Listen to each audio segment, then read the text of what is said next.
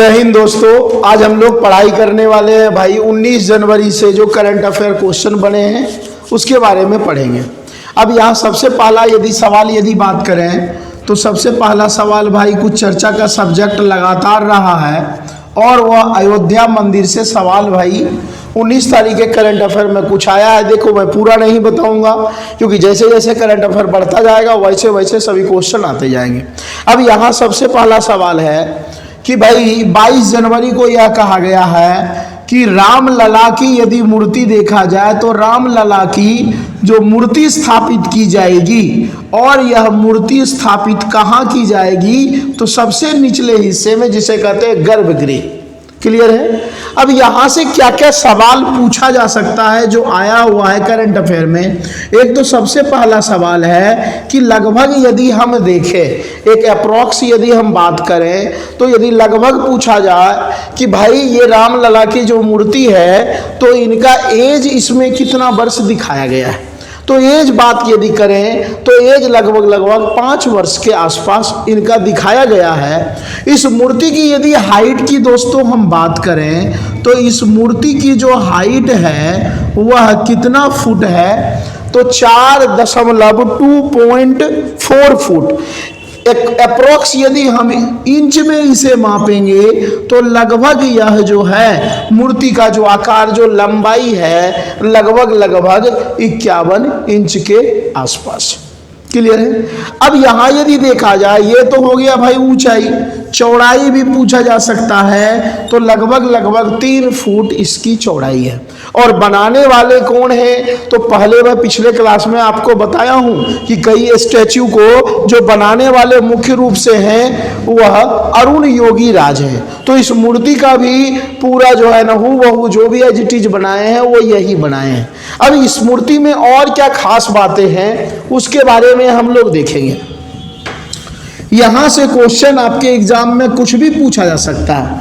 मूर्ति के यदि शीर्ष भाग टॉप सर की यदि हम बात करें तो यहाँ पे कुछ पिक्चर है, जैसे शुभ लाभ का पिक्चर होता है जिसे कहते हैं स्वास्तिक कहते हैं हम लोग। ओम का है, ओम लिखा हुआ है, चक्र और गदा।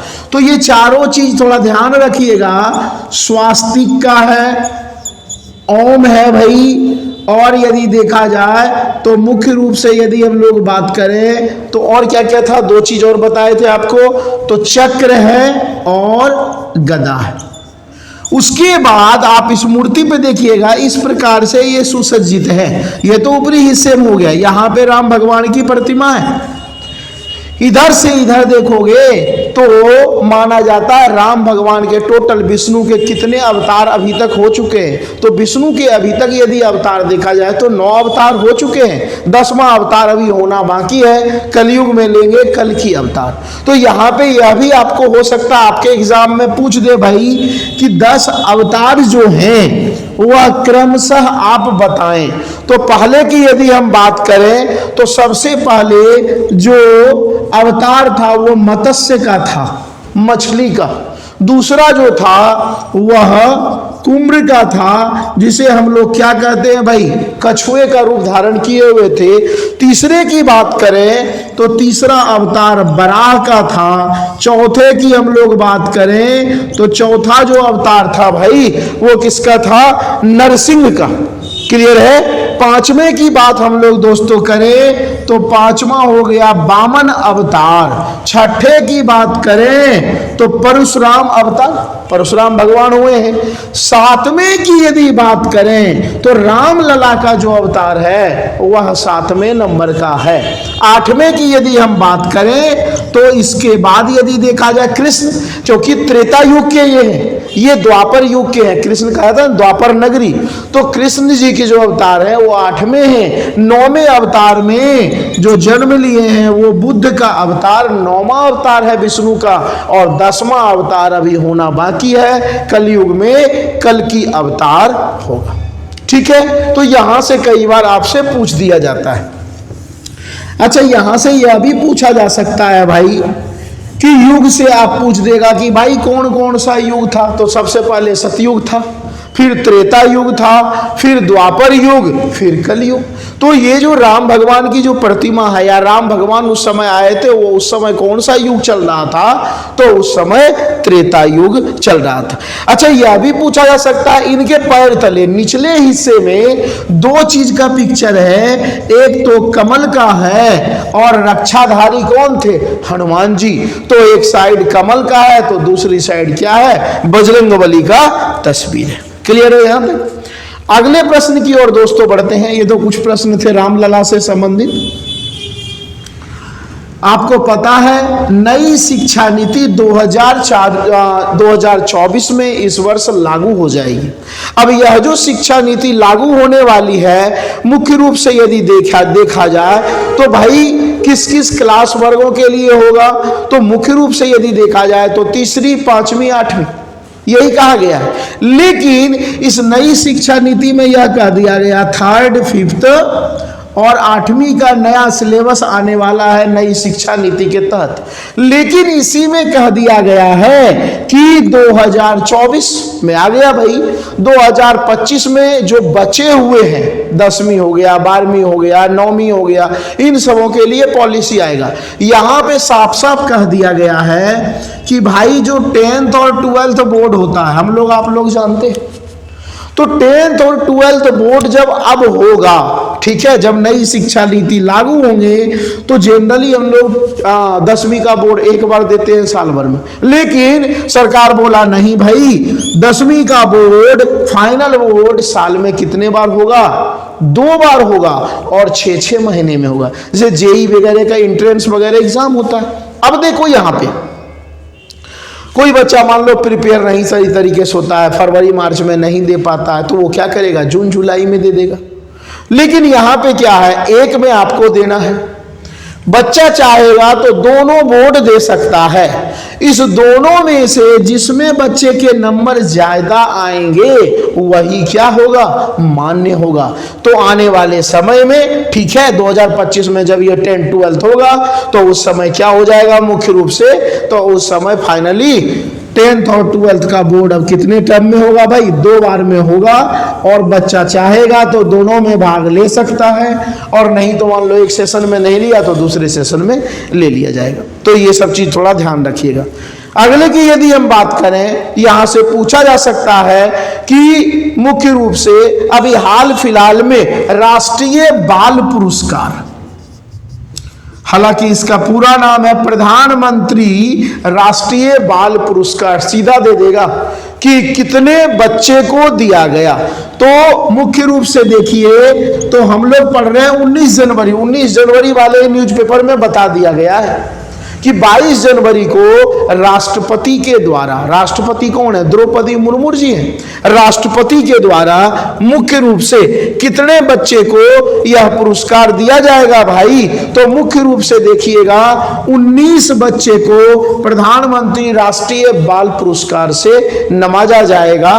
क्लियर है? और कौन देंगे भाई? और ये सब बच्चे क्या होते हैं? एजुकेटेड होते हैं, असाधारण बच्चे, अच्छे बच्चे जिसे कहते हैं।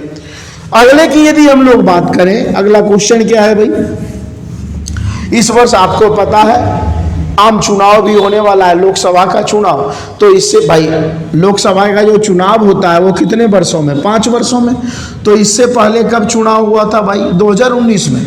अभी हाल फिलहाल में रिपोर्ट आया है भाई इलेक्शन कमीशन का, और इलेक्शन कमीशन साफ साफ कह दिए हैं कि 2019 के चुनाव में भारत में सबसे ज्यादा नोटा जो बटन होता है, मतलब किसी को जब नहीं पसंद करता ईवीएम मशीन में, ठीक है, ईवीएम मशीन में नोटा एक ऑप्शन होता है, तो सबसे ज्यादा पूछा जाए कि 2019 में कौन सा राज्य था जिन्होंने नापसंद किया या नोटा का यूज ज्यादा किया, तो वह राज्य कौन सा है? तो बिहार राज्य सबसे ज्यादा 2019 के चुनाव में, ठीक है, नोटा का यूज किया। अगले प्रश्न की ओर बढ़ते हैं दोस्तों। अब अगला प्रश्न आ गया भाई, आपके 3 फसल से आ रखा है। एक है रबी फसल, दूसरा है खरीफ की फसल, और तीसरे की यदि बात करें तो तीसरा है जायद फसल। यहां से सवाल क्या पूछेगा? सवाल की यदि हम लोग जनरली बात करते हैं तो एक तो पहले भाई सीजन पूछ दिया जाता है तीनों का, ये ध्यान रखना संभल करके, ठीक है। अब सीजन की यदि हम लोग जनरली बात करें तो मिड नवंबर, 15 नवंबर, 10 नवंबर है, थोड़ा बहुत ऊपर नीचे होता है, नवंबर से लेकर यह मार्च अप्रैल तक रहता है। ध्यान रखिएगा, इसका जो समय होता है अप्रैल तक रहता है, नवंबर से अप्रैल तक। क्लियर है।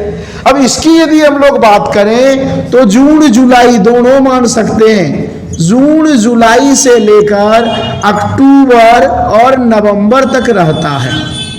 और जायद की हम बात करें तो एक प्रकार से फरवरी से लेकर बरसात से पहले या वर्षा से पहले, वर्षा से पहले, कुल मिला के बारिश का महीना कब होता है? जून जुलाई का आता है। तो जून जुलाई से पहले पहले का जो समय होता है वह जायद का होता है। एक तो यह पूछ देगा आपसे। दूसरा पूछेगा रबी का फसल कौन सा। अब देखो ये वाला महीना जो होता है मार्च अप्रैल वगैरह वाला गर्मी का महीना आ जाता है।